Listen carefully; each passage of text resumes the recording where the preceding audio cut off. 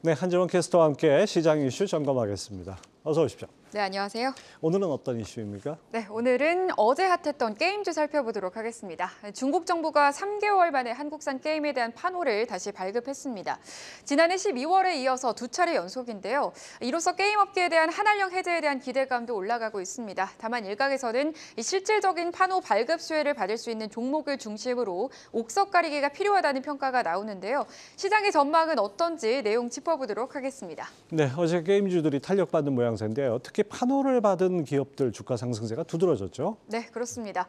증시 반등에도 좀처럼 힘을 쓰지 못했던 게임주가 중국발 호재를 업고 반등할 수 있을지 주목이 쏠리고 있습니다.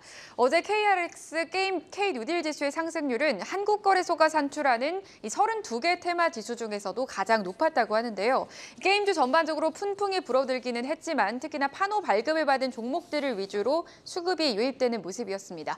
좀 더 자세하게 살펴보시면 넥슨 게임즈와 데브시스터즈가 모두 두 자릿수 상승률을 보였고요. 넷마블 같은 경우에는 6.3%의 상승률을 보였습니다. 이들 종목의 차익 실현 매물이 나오면서 상승폭이 다소 줄어들기는 했지만 여전히 강한 상승으로 마무리를 지었는데요. 그만큼 중국 판호 허가에 대한 기대감이 크다는 것을 알 수 있겠습니다. 네, 정확히 어떤 기업, 어떤 게임들이 판호를 받았나요?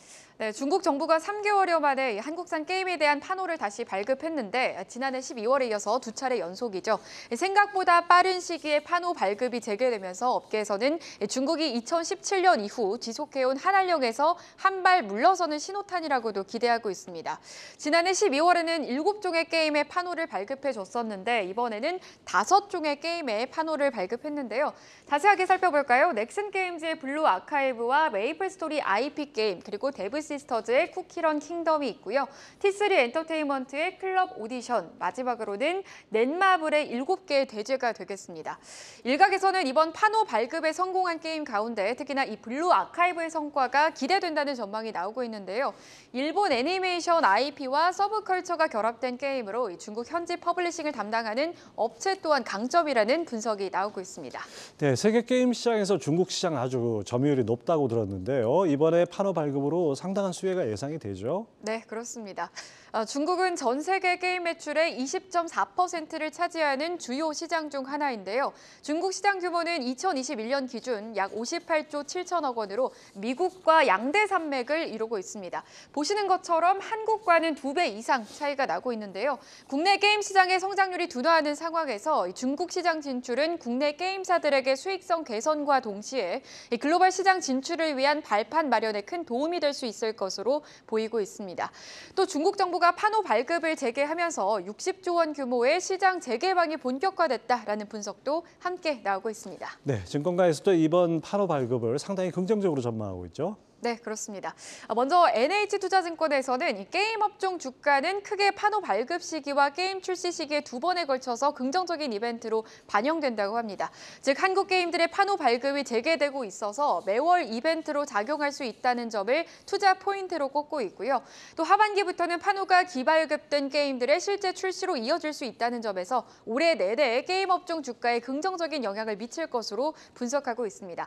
다음으로 대신증권 같은 경우에는 아직 판호를 발급하지 못한 게임주에 대한 모멘텀이 있다라고 평가를 하고 있는데요. 이 기업들을 포함해서 게임주 전체의 긍정적인 분위기가 형성될 것이라는 의견입니다. 또 중국으로의 확장은 이미 기출시된 게임 외에 향후 출시될 신작들의 흥행 기대치가 전반적으로 상승할 수 있고 이는 게임 산업의 리레이팅 요인이라고 분석하고 있습니다. 마지막으로 다올투자증권 살펴볼까요? 이 판호 발급 재개가 일회성 이벤트가 아닌 지속 가능성이 있다라고 평가를 하고 있습니다. 최근 부진했던 게임주 주가는 중국 외자 판호가 발급되지 않는 점에 대한 실망감이 이미 반영됐다고 판단하기 때문에 현재 게임 섹터의 투자 매력도는 매우 높다라고 평가가 나오고 있습니다. 네, 판호 발급이 게임 업종에 호재인 거는 분명한 것 같은데 일각에서는 우려의 목소리도 있다고요. 네, 맞습니다.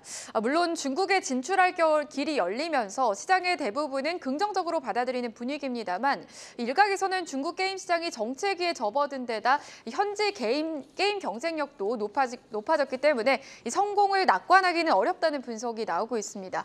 즉 판호 발급만으로 흥행을 담보하기는 힘들다라는 지적이 나오는데요. 이 중국 정부가 게임 시장을 규제하면서 중국 업체들이 해외 진출에 적극적으로 나섰고 이 과정에서 중국 게임 수준도 높아졌다는 게 업계의 설명입니다. 대표적으로 글로벌 시장에서 인기를 끌고 있는 호요버스의 원신을 그 예로 들 수 있겠고요. 또 중국 게임 시장의 성장이 정체기에 접어들었다는 점도 우려스러운 대목입니다. 지난해 중국 게임 시장의 규모는 2,658억 위안으로 전년 대비 10.3%가량 감소했죠. 중국 게임 시장이 감소한 것은 10년 만에 처음이라고 하는데요. 이 게임 이용자 규모 역시 1년 전보다 0.3% 정도 하락했다고 합니다. 우려와 기대가 공존하는 게임 시장, 판호 발급으로 인해 수혜를 볼 수 있는 종목 위주로 옥석 가리기가 필요해 보입니다. 네, 한정우 캐스터 잘 들었습니다.